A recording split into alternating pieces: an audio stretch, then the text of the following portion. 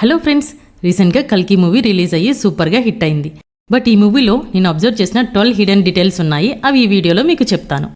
ఈ వీడియోలో చాలా స్పాయిలర్స్ ఉంటాయి. సో మూవీ చూడని వాళ్ళు ఉంటే మూవీ చూసాక ఈ వీడియో చూడండి. లాస్ట్లో చాలా ఇంట్రెస్టింగ్ హిడెన్ డీటెయిల్ గురించి చెప్తాను. సో తప్పకుండా వీడియో లాస్ట్ వరకు చూడండి. Welcome to our channel Nihira facts.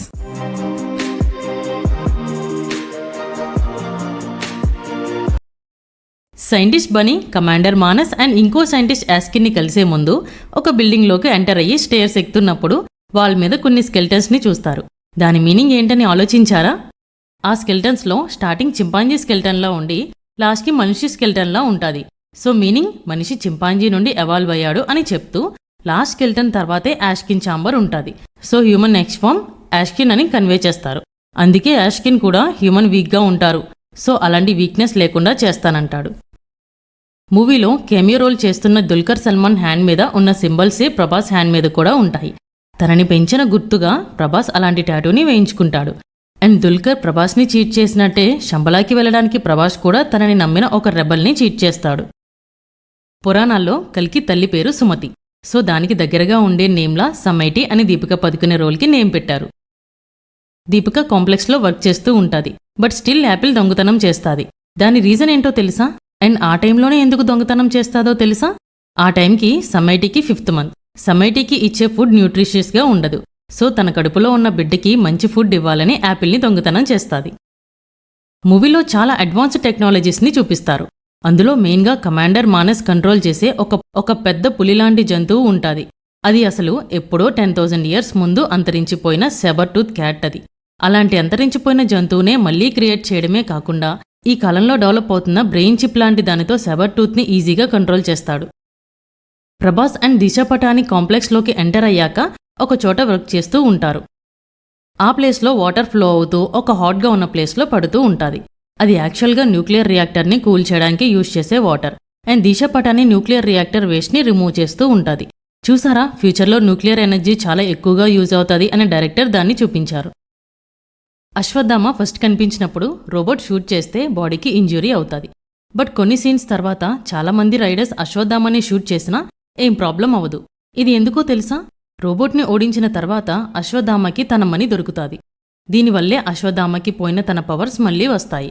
ఇంతకీ అశ్వత్థామకి మనీ వస్తే ఏం పవర్స్ వస్తాయి అంటారా?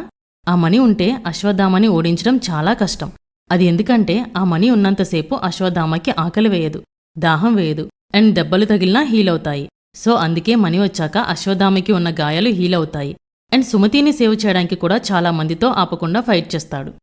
ఆ ఫైట్లో అశ్వత్థామ మీద బిల్డింగ్ పడినా లేస్తాడు. కానీ నార్మల్ మనిషి అయిన ప్రభాస్ మీద స్టాట్యూ పడితే తను లెగలేడు. సో చూసారు కదా ఆ మనీ వల్ల అశ్వత్థామకి ఎంత యూజ్ అవుతాదో. బట్ మనీ పెట్టుకున్నాక ఎందుకు అశ్వత్థామ యంగా మారలేదో తెలుసా? దీనికి పెద్ద ఎక్స్ప్లెనేషన్ లేదు.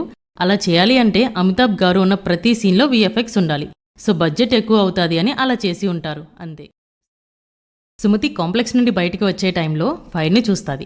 బట్ సుమతి ఫైర్ దగ్గరికి వెళ్లే టైంకి ఫైర్ పక్కకి తప్పుకుంటుంది. దానికి రిఫరెన్స్ ఎక్కడి నుండి తీసుకున్నారు అంటే వసుదేవుడు కృష్ణుని తీసుకుని గోకులంకి వెళ్లే దారిలో నది వస్తే వసుదేవుడికి దారి ఇవ్వడం కోసం నదిలో వాటర్ పక్కకి జరిగి వసుదేవుడికి దారి ఇస్తాయి. సేమ్ అదే ఈ సీన్లో చూపించారు.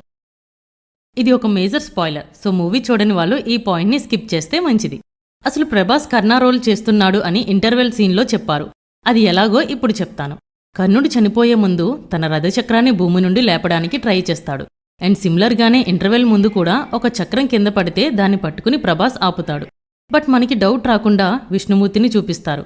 ప్రభాసే కల్కి అని మనం అనుకోవాలని. ఇది ఒకటే కాకుండా ఇంకొక సీన్లో ప్రభాసే కర్ణుడు అని అమితాబే చెప్తాడు. అది ఎలా అంటారా? తన చేతిలో ఉన్నది తన స్నేహితుడి ఆయుధం అని, ఆ ఆయుధం తన ఫ్రెండ్ అదే కర్ణ యూజ్ చేస్తేనే వర్క్ అవుతుంది అంటాడు. బట్ మనం మూవీ పోస్టర్స్లో చూస్తే ప్రభాస్ చేతిలో కూడా సేమ్ అదే వెపన్ ఉంటుంది. ఇలా మూవీలో ప్రభాసే కర్ణ అని 2 హింట్స్ పెట్టి తెలియకుండా కవర్ చేశారు. Commander Manas and scientist Biren కలిసి సైంటిస్ట్ బీరన్ ఛాంబర్లో డిస్కస్ చేస్తున్నప్పుడు బ్యాక్గ్రౌండ్లో ఇండియాలో ఉండే చాలా ఫేమస్ వస్తువులు కొన్ని ఉంటాయి. వాటిని గమనించారా? అందులో మెయిన్ది శ్రీకృష్ణదేవరాయలు హంపీలో కట్టించిన నరసింహస్వామి విగ్రహం ఉంటుంది. అండ్ ఒక బాక్స్లో తిరుమల వెంకటేశ్వర స్వామి కిరీటం ఉంటుంది. అండ్ ఇంకొక బాక్స్లో హనుమాన్ వాహనం ఉంటుంది. కల్కి రాక కోసం తెలిపే ఒక స్టోన్ని రాజేంద్ర ప్రసాద్ యూజ్ చేస్తారు. అది ఏంటో తెలుసా? ఆ స్టోన్లో యూజ్ చేసేది శలిగ్రామ స్టోన్.